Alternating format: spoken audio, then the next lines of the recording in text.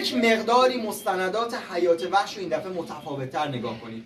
ماهی‌های سالامون رو دیدین، ماهی‌های آبای آزاد که مسیر رودخانه هم برعکس میرن بالا، اون خرس هم وایساده ازشون میخوره. اونا کجا میرن؟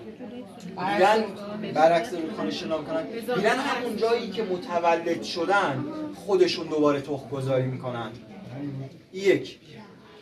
و دوم، لاک‌پشت توی جزیره قشم قسمتی داری بهش میگیم جزیره لاک‌پشت. لاک‌پشتایی که سر از تخم در میارن میرن خلیج فارس، 50 سال 100 سال از عمرشون که میگذره برمیگرده میاد همون جایی که متولد شده تخم گذاری میکنه.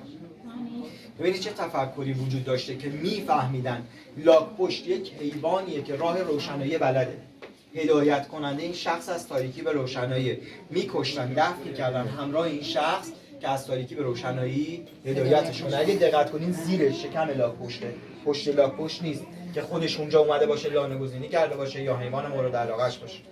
دو تا مثال طبیعی هم براتون زدم که کاملا براتون متوجه بشید. خب یه سوال دیگه